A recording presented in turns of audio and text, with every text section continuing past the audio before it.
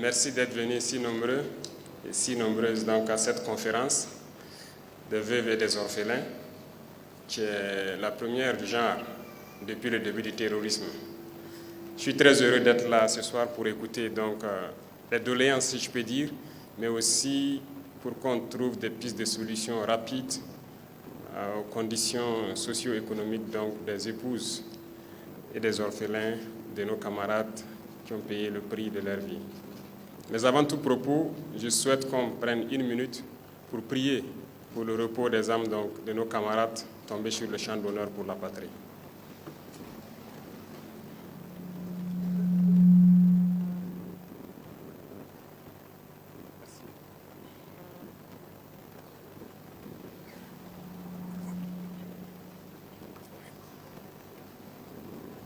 Nous prions pour eux, nous continuons de prier pour tous ceux qui nous ont dévancés à l'au-delà, mais nous ne les pleurons pas, parce que nous ne voulons pas que nous continuions à nous apitoyer sur nos sorts.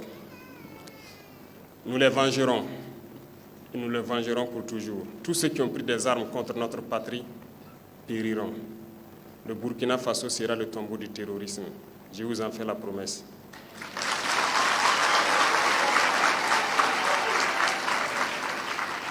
Nous ferons en sorte que nous poursuivons l'équipement, la formation et le recrutement de la jeunesse burkinabé pour défendre notre patrie et que nous puissions ramener le développement tant espéré au Burkina Faso pour le bonheur donc, de nos populations. Donc soyez honorés pour ceux-là qui ont sacrifié leur vie pour que nous soyons là ici aujourd'hui. Et continuez de prier pour tous ceux qui continuent de se battre pour que notre patrie demeure. C'est une guerre qui nous est imposée. Nous n'avons pas le choix que de nous battre. Et c'est ce que nous faisons. Aujourd'hui, plus que jamais, nous avons l'initiative sur le terrain et nous vengeons de jour en jour tous ceux qui, depuis 2015, ont perdu la vie dans ce combat. Nous ne pouvons pas imaginer la douleur de tout un chacun, mais nous savons que c'est vous les héros. Durant nos absences, Dieu seul sait comment vous souffrez. Que nous revenions ou pas, les femmes continuent de souffrir à la maison. Les enfants souffrent beaucoup de notre absence. C'est pénible, mais soyez sûrs d'une chose, c'est pour la patrie. Et tout ce que nous pouvons faire, c'est de réfléchir comment prendre soin de vous pour que cette douleur puisse être apaisée. Et je pense que c'est l'essence même de cette conférence qui vous a réunis pour que nous puissions trouver des pistes de solutions et qui viennent de vous-même. Il faut le dire, ça fait 10 ans maintenant que nous nous battons parce que les premiers actes terroristes se sont manifestés au Burkina Faso depuis 2015. Mais en 2023, j'ai donc demandé à ce que nous puissions avoir une base de données assez claire sur d'abord les blessés pour leur prise en charge après les avoir rendus visite donc, à l'hôpital, au niveau de l'hôpital du camp Sangoulé. Et nous nous sommes rendus compte que nous n'avons pas de fichier exhaustif de nos blessés. Nous avons aussi tenu une conférence avec eux, donc l'année dernière, qui a permis de dégager beaucoup de pistes de solutions. Encore faut-il avoir un fichier clair. Et ça nous a permis donc en 2023 de réfléchir en même temps sur le fichier. Si nous n'avons pas le fichier de nos blessés, il faut que nous voyions donc est-ce que nous avons le fichier de ceux-là qui restent après nos héros qui sont tombés, c'est-à-dire les veuves et les orphelins. On s'est rendu compte aussi qu'on n'a pas de base de données fiable. Voilà pourquoi je pense que dernièrement, nous avons travaillé pour développer une application à partir de laquelle les gens pourront s'enregistrer. Et on m'a rendu compte en tout cas que l'application est prête et devra être lancée donc dans les heures ou les jours qui suivent. Et tous les mécanismes seront mis en œuvre pour aider ceux qui ne pourront pas s'inscrire d'eux-mêmes, les accompagner qu'ils puissent s'inscrire et que nous ayons d'abord un fichier exhaustif, clair, de tous ceux-là qui ont sacrifié tout pour la patrie. C'est à partir de là que nous pouvons accompagner véritablement voilà, les épouses que vous êtes et nos enfants que vous continuez donc de soutenir. Mais avant tout cela, nous avons pris un certain nombre de dispositions pour pouvoir accompagner autant que possible. Le fichier viendra donc nous donner l'ampleur de la situation et nous permettre de prendre les mesures idoines. Et c'est dans ce sens que l'ASOVIG a été créé, parce que si nous voulons agir effectivement en faveur donc, de nos blessés et de nos veuves et orphelins, il faut que nous ayons une agence spécialement dédiée à cela. Parce qu'il y a beaucoup de services et je sais que beaucoup d'entre vous sont souvent emmerdés même par la panoplie d'associations ou de services qui continuent de vous appeler à gauche et à droite pour certaines choses. Nous voulons uniformiser toutes ces données. Voilà pourquoi l'ASOVIG a été créée. Et je pense que vous allez contribuer à travers donc, des représentants au niveau de l'ASOVIG pour prendre en charge un certain nombre de données. Je suis déjà content du premier point qui a été soulevé, notamment trouver une fêtière qui va regrouper donc toutes les veuves au Burkina Faso. Ça, c'est déjà un très bon départ. Avec la base de données, je pense que ça sera très facile à faire. Et c'est à partir de là que nous pourrons agir de façon consistante en votre faveur. Revenant donc aux points qui ont été soulevés ici, quand je prends le cas de l'autonomisation des femmes, tel que vous l'avez dit, c'est obligé d'aller vers ça, que chaque femme puisse avoir de quoi donc nourrir sa famille. C'est ça l'essence même de ce que nous voulons faire. C'est un impératif. Sinon, comment on va scolariser les enfants? Comment on va prendre soin des enfants? Donc, dans ce cadre, vous avez cité un certain nombre de mesures qui peuvent être envisagées et nous allons réfléchir sur le cas de celles qui ont fait les écoles professionnelles, les diplômes académiques. Le ministère de la fonction publique même réfléchit déjà sur ça, sur les questions de quotas, notamment aussi les centres de formation que nous avons déjà initiés à petite échelle, mais ce n'est pas globalisé.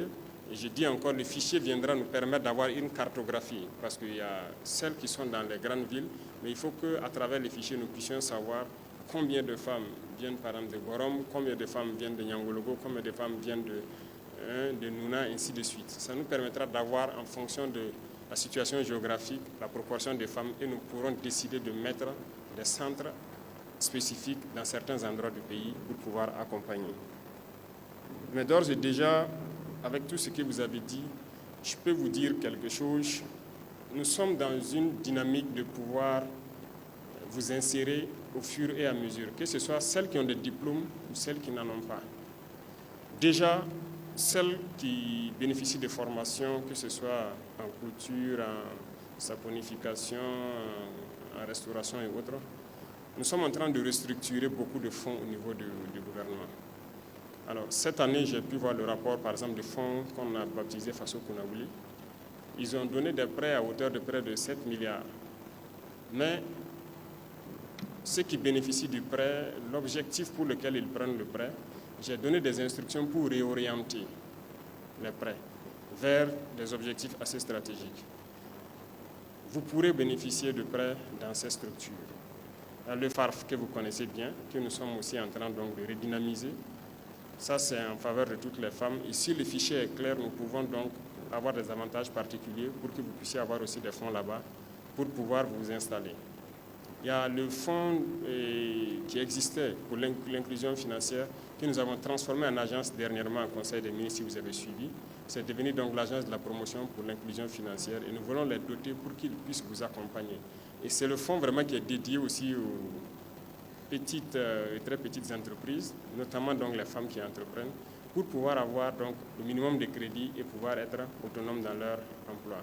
En plus de tout ça, celles qui veulent entreprendre dans le domaine de l'agriculture ou la transformation agricole, nous voulons aussi renflouer le fonds Dunkafa pour que vous puissiez postuler. Et une fois que nous avons le fichier assez clair, si vous postulez, l'ASOVIG verra comment interagir avec tous ces fonds pour vous faciliter et faire le suivi surtout de ce que vous allez entreprendre. Donc nous ne souhaitons pas vous former juste et vous laisser, nous voulons vous former, vous accompagner pour vous installer et vous permettre de travailler. Quand je prends par exemple le domaine du savon, celle qui produit du savon, il ne s'agit pas juste de produire. Souvent la vente aussi devient compliquée. Donc nous avons aussi entrepris des mesures déjà avec le Premier ministre pour que notre administration puisse consommer ce que nous transformons sur place. Donc, instruction soit a été déjà donnée ou sera donnée pour que, à travers la fêtière, nous puissions pouvoir consommer ce que vous allez pouvoir transformer. Donc vous serez prioritaire dans tous les marchés qui seront passés au niveau de toutes les administrations du Burkina Faso. Et nous sommes aussi en train de vouloir même mettre une unité industrielle en place dans le sens de l'économie. Il y aura plusieurs unités industrielles pour transformer. Parce que dans le cadre de l'initiative agricole, nous sommes en train de faire une partie pour les militaires.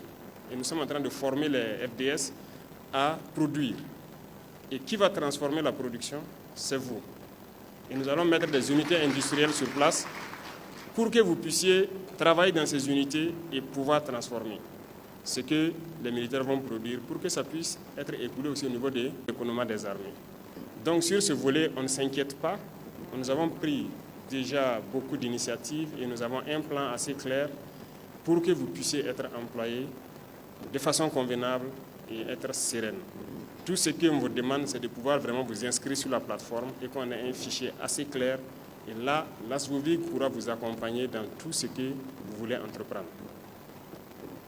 Déjà, il y a certaines unités industrielles qui ont été lancées, notamment TexForce, qui est l'industrie textile de l'armée. Et je pense que vous, les vœux, vous êtes prioritaires pour tout ce qui est emploi. Donc, au niveau de cette unité industrielle à Bobo-Dioulasso, je vais vous informer que vous êtes prioritaire dans ces recrutements jusqu'à une certaine catégorie qui n'est pas technique, notamment liée aux manipulations des machines et tout ce qu'il y a. Donc il y a beaucoup d'initiatives qui sont prises dans ce sens-là pour que vous puissiez être vraiment autonome. Et pour moi, comme je le disais aux jeunes et tout, l'idée n'est pas forcément d'intégrer les gens dans la fonction publique parce que j'ai dit qu'il faut qu'on enlève l'esprit de fonction publique dans la tête, mais il faut qu'on arrive à produire de la richesse. Voilà. Et donc l'entrepreneuriat, les industries, nous sommes lancés dans ce processus pour que vous puissiez vraiment avoir des emplois décents, permanents et pouvoir prendre soin donc, des familles. Et parlant toujours dans ce sens, donc comme vous avez demandé de créer plus de centres de formation, la cartographie nous permettra de savoir quel type de centre et où le créer. Voilà. Si on crée des centres et sans savoir c'est où est-ce que les VE sont concentrés, c'est où que les RFNS sont concentrés, on ne pourra pas être efficace. Donc à travers l'inscription sur la plateforme, on pourra cartographier et choisir les lieux adéquats pour pouvoir implanter des centres de formation, vous former et vous intégrer dans tout ce que nous faisons comme industrialisation. On n'est qu'au début. Je peux vous assurer qu'il y aura beaucoup d'industries qui vont être implantées au Burkina Faso, par le privé comme par le public. Et par le privé aussi, nous sommes en train de discuter avec eux pour que s'ils créent les entreprises, que vous soyez prioritaires dans certains emplois. Et je pense que beaucoup de gens ont adopté ça. Notamment, j'ai été visiter l'industrie de traitement des déchets à Kosodo. Presque 100% des femmes qui travaillent là-bas sont des FDS. Pour la délégation de soldes, donc j'ai même posé la question aujourd'hui seulement. On m'a rassuré que le processus est quasiment terminé. Donc je pense que dans les jours à venir, ça sera réglé. Donc nous sommes au courant de toute la souffrance derrière cette situation. Mais je pense que c'est presque OK maintenant. Ça prend souvent un peu de temps parce que tout ça, c'est lié au fait du manque de fichiers. Le manque de fichiers est vraiment un problème très sérieux. Et une fois que tout ça s'est résolu, je pense que ça va mieux se comporter. Parce que si on ne sait pas, tout le monde pourrait venir se présenter comme étant, voilà, nos femmes de héros tombées. Mais il faut un certain minimum de preuves. Et vous-même, vous avez parlé de conflits entre souvent les belles familles et les veuves. Ce n'est pas facile. Nous avons vécu ces genres de situations et il faut prendre toutes les précautions pour que vous soyez les bénéficiaires. Pour l'harmonisation des décrets, je pense que c'est un point qu'on va regarder rapidement au niveau donc, des forces armées nationales et des forces de sécurité intérieure pour voir comment on peut harmoniser sur les indemnisations et voir tout ce qui est faisable. Sur ce volet aussi, je pense que vous voyez petit à petit la création donc, de la Comipec qui est en train de s'installer. Et ces questions d'indemnisation et tout ça, bientôt, ça va basculer donc au niveau de la Comipec parce que ça crée réellement beaucoup de problèmes au niveau des familles. Nous avons été sur le terrain, nous avons été témoins de ces situations. Particulièrement, j'ai perdu un soldat entre-temps. En plus de l'indemnisation, au sein de l'unité, souvent, on cotise pour soutenir voilà, notre femme et nos enfants qui restent. Mais pour la première fois que j'ai perdu un homme, j'avoue que j'ai été beaucoup déçu. Parce que ce que nous avons cotisé dans l'unité et que nous avons donné, la femme n'a rien reçu. Ça a été vraiment un choc. On a dû recotiser comme on peut et la soutenir. Voilà pourquoi j'ai dit de prendre en compte au niveau de la Comipec cette question d'indemnisation. Parce que voilà, personne ne souhaite perdre un homme sur le terrain, mais si quelqu'un tombe pour la patrie, faut pas qu'on voit juste de l'argent qui sera donné après. Et les donner comme ça, bon, ça va servir à quoi? À rien. Donc j'ai dit de réfléchir, ne même pas indemniser un coup comme ça, mais qu'on puisse élaborer en tout cas quelque chose pour la veuve et les orphelins qui puissent bénéficier de ça. Déjà, on a modifié le code personnel de la famille. Vous avez vu qu'on a légalisé maintenant le mariage coutumier. Donc ceux qui ne veulent pas aller devant le maire, je pense que ça sera valable désormais. On attend que l'Assemblée adopte pour qu'on puisse avancer. Parce que bon, nous, c'est notre culture, on se marie comme ça. On ne sait pas pourquoi les gens disaient qu'il faut faire forcément le mariage venu d'ailleurs pour être reconnu. Non, on a l'habitude de se marier comme ça, donc on a décidé de modifier ça dans le code des personnes des familles. Qu'on reconnaisse ça, celui qui va se marier à l'église ou à la mosquée ou mariage traditionnel PPS, qu'on puisse reconnaître et faire un papier net, et ça va être valable vis-à-vis de la loi. Et même au niveau de la Comipec, à l'enrôlement, le soldat doit pouvoir dire qui est son épouse ou sa concubine et ses ayants droit. L'enrôlement se fait avec tous ces fichiers pour qu'au cas où on ne sait jamais, au sein de la Comipec aussi, je reviens beaucoup sur ça parce qu'on a prévu beaucoup de choses là-bas pour pouvoir vous soutenir. Notamment, on a prévu un fonds de solidarité là-bas. On fait des prélèvements, on garde. Il y a une épargne obligatoire. Et tout ça, c'est pour les familles. Voilà. On ne sait jamais parce qu'en tant que militaire, tout peut arriver à tout moment. Mais on veut que si ça arrive, que les familles ne soient pas dans une situation assez complexe. Donc ce n'est pas uniquement au niveau des forces armées nationales, mais la Comipec prend en compte toutes les forces de sécurité intérieure. Pour les logements sociaux, il n'y a pas de problème. Je pense que ce sont des réflexions qu'on va mener. Et bon, moi, je vais vous donner ma vision déjà. Je sais que beaucoup de gens le savent. On ne peut pas continuer à faire des logements sociaux isolés comme on le fait. Donc j'ai dit au ministre de l'Urbanisme de passer au système d'appartements. Il faut qu'on construise en hauteur et qu'on ait des appartements. Quand l'État va pouvoir le faire, on verra comment on peut faire des faveurs. Et comme j'ai dit, même à travers la Comipec, on veut voir comment les militaires vraiment peuvent avoir ce genre de logement et être en sécurité une fois de plus. Parce que si on doit continuer avec les logements sociaux comme on le fait là, chambre, salon, 2 chambres, salon, un peu éparpillé, quand on sera 50 millions, on va faire comment? On ne va plus cultiver. Puisqu'on va construire tout le Burkina Faso, il n'y aura plus de terre. Chacun aura sa parcelle, on ne va pas s'en sortir. Donc, j'ai dit d'arrêter tout ça pour qu'on commence la construction en hauteur. Et donc, la réflexion est sur ça actuellement pour qu'on puisse lancer les travaux. Et dans ça, on aura donc des appartements avec un système de logements sociaux et que les gens seront en sécurité chez eux.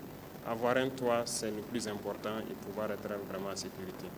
Donc, c'est des volets que l'ASOVIC pourra donc prendre en compte. Au moment venu, on verra quelles facilités on peut avoir et de façon donc échelonnée au niveau de la Comipec pour faciliter cela. Pour les dossiers d'indemnisation, exactement, on en a parlé. Même les certificats de décès, pour le faire, c'est tout un problème. Nous aussi, nous avons été confrontés à ça. Comme je l'ai dit, une fois que vous perdez un homme sur le terrain, en tant que chef d'élément, vous ne pouvez pas vous débarrasser de la situation. Il faut suivre, est-ce que le certificat de décès est fait, est-ce que la famille est rentrée dans ses droits. Donc moi, j'ai connu ces situations-là, où il faut souffrir. Déjà, j'ai donné des instructions donc, à certains ministres responsables du volet pour que, par exemple, quelqu'un qui est décédé en détachement dans une commune donnée, bon, il faut qu'on trouve la formule que certains papiers se fassent à la portion centrale, au lieu de dire de repartir là-bas pour faire certains papiers. Donc ça, on a pris en compte, c'est en cours de résolution si ce n'est déjà fait. On va mettre un guichet unique pour que si quelqu'un quitte une province pour venir faire des papiers d'indemnisation, qu'il ne soit pas là à faire des va-et-vient, 1000 va-et-vient sur Ouagadougou ou Bobo. Et si la personne vient en une journée ou 2 jours maximum, dans un même endroit, il a fini, et puis c'est OK. Donc ça, c'est pris déjà en compte. Et d'ici là, j'espère qu'on vous donnera le circuit et vous montrer les guichets uniques qui seront mis en place pour ce volet. Pour les pupilles, comme je l'ai dit déjà, on fait petit à petit à travers le ministère de la Justice. Vous suivez un peu. Ils étudient les dossiers et on classifie les gens donc dans la liste des pupilles de la nation. Mais en plus de tout ça, il y a beaucoup de choses qui sont prévues parce qu'il est prévu de construire des écoles Karma pour les pupilles de la nation, pour les prendre en charge. Et que ce soit entièrement gratuit, toutes les commodités qu'il faut. S'ils veulent être internés, qu'ils puissent être internés, pour ceux qui ne veulent pas être internés, qui veulent aller et revenir, en tout cas, on mettra tout en œuvre, et pas seulement qu'ils soient eux seuls entre eux, d'autres personnes pourraient intégrer, mais les écoles seront destinées aux pupilles de la nation. Et en plus de tout ça, il s'agit de faire l'école, certes, mais il faut les suivre et pouvoir les intégrer. Donc beaucoup de données ont déjà été colmatées et nous avons, je dirais, un itinéraire technique pour les pupilles. Parce que, quoi qu'on dise, si quelqu'un s'est sacrifié pour la patrie, on ne peut pas laisser son enfant comme ça. Donc beaucoup de mesures ont été prises, en plus de les scolariser, de les permettre d'aller tranquillement à l'école. Nous avons préparé le champ pour qu'ils puissent être employés une fois qu'ils atteignent la majorité ou bien qu'ils atteignent en tout cas un certain niveau de diplôme, qu'ils puissent être intégrés avoir un emploi. Donc ça, c'est déjà réfléchi et il reste juste la mise en œuvre du premier pas qui sont les écoles des pupilles de la nation. Donc on a réfléchi, on a trouvé un modèle d'école et c'est ça que les gens ont commencé à construire un peu. Donc 2025, ce n'est pas évident qu'on ait beaucoup d'écoles construites, mais 2026, on verra. Si on atteint le nombre, on va créer déjà les premières écoles des pupilles de la nation avec les internats qu'il faut. Et là-bas, ils apprendront beaucoup de choses, voilà, pour pouvoir être autonomes au moment venu. Pour la prise en charge psychosociale et tout, je pense que l'armée elle-même n'avait pas de psychologue comme ça. Quoi qu'on dise, les premiers moments, vous avez besoin d'un certain nombre de prises en charge psychologiques. Mais nous avons recruté beaucoup et nous espérons pouvoir agir très bientôt. Et le volet social, je pense qu'il y a beaucoup de structures qui agissent déjà, notamment l'action sociale et un certain nombre de services au niveau de l'armée. Et il y a aussi des dons qui se font par moment. Et nous essayons autant qu'on peut pour soutenir, mais ce n'est toujours pas suffisant. Nous continuerons à accentuer et surtout à informatiser tout ça pour que ce soit vraiment optimum. Je sais que toutes les doléances n'ont pas été citées. J'attends le document final pour voir tout ce qui est dedans et voir la mise en œuvre point par point. Qu'est-ce qui peut être mis en œuvre urgemment et qu'est-ce qui peut être donc différé au fur et à mesure. Mais une chose est sûre, tout va concourir au bien-être de ceux-là qui sont les héros. Moi, je vous appelle les héros parce que j'aime dire aux hommes que nous qui partons au combat, ce n'est pas nous les héros. C'est vous qui êtes derrière, qui passez les nuits blanches là, à réfléchir, à penser à tout ce qui pourrait arriver. C'est vous les héros. Et c'est vous qui prenez soin des familles derrière nous. Le militaire n'est jamais là. Tous les jours sur le terrain avec l'intensité, ce n'est pas facile. Donc, tout a été réfléchi pour prendre soin de vous et que vous puissiez prendre soin de nos tout petits et qu'ils puissent être intégrés sereinement. Donc soyez rassurés que cette conférence, l'objectif c'était de trouver des solutions venant de vous-même et que nous puissions enrichir notre réflexion et vous permettre d'être autonomes. Donc beaucoup de membres du gouvernement sont là. L'ASVOVIG va travailler avec les différents fonds et voir comment on peut vous accompagner dans les projets d'entrepreneuriat et aussi vous suivre surtout. Parce que l'idée n'est pas aussi de juste donner un prêt à quelqu'un, mais d'accompagner la personne pour que ça puisse servir. Donc l'ASVOVIG va coordonner avec toutes les structures qui pourront être intéressées dans ce domaine-là et vous accompagner pour être autonome. Je ne peux que vous souhaiter donc bon courage parce que vous êtes les plus résilientes de notre patrie et continuez dans ce sens et vous assurer que ce combat, nous l'avons presque gagné. Nous allons gagner. Notre Burkina Faso sera en paix parce que c'est le prix qu'a payé donc nos camarades tombés et pour que le Burkina Faso soit en paix. On vous assure que le Burkina sera en paix. Vous allez pouvoir vivre dignement et nos enfants vont grandir dans un Burkina prospère. Nous vous en faisons la promesse. Bon retour à celles qui sont venues de tous les 4 coins du Burkina Faso. Que Dieu vous ramène en paix, sain et sauf. Et surtout que vive notre chère patrie. La patrie ou la mort, nous vaincrons. Merci beaucoup à tous.